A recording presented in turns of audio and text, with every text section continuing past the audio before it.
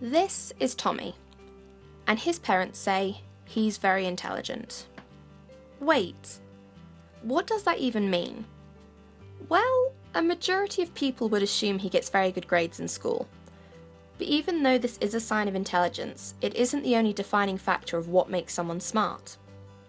IQ tests, for instance, are a common way to test intelligence, but most of these tests examine proficiency in spatial, verbal, or mathematical intelligence. American psychologist Howard Gardner thought this was strange, as there are many ways people can be intelligent. He then developed his theory of multiple intelligences, which describes 9 areas where people can be proficient. Number 1. Naturalist intelligence.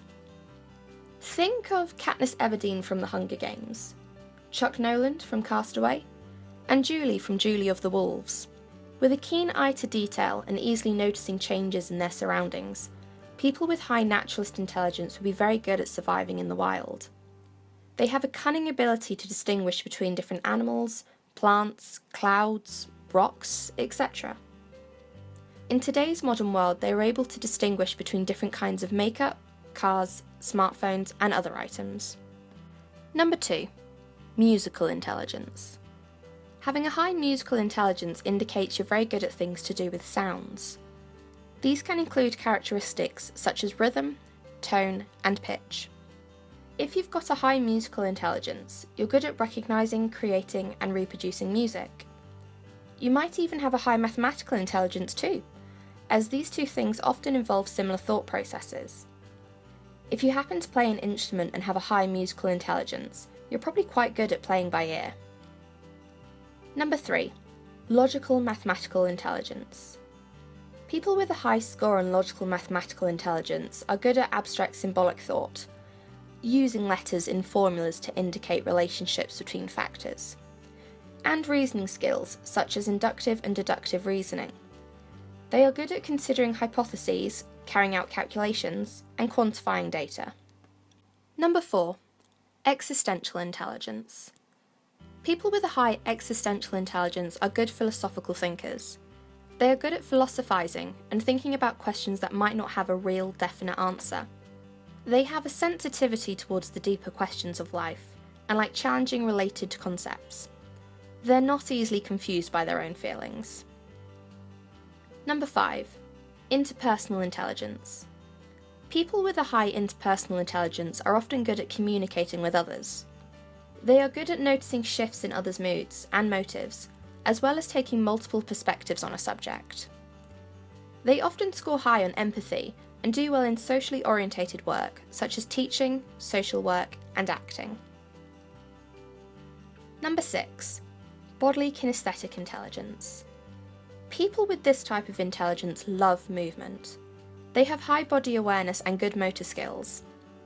Because of that, they often excel in activities that involve body movement, such as sports and dance.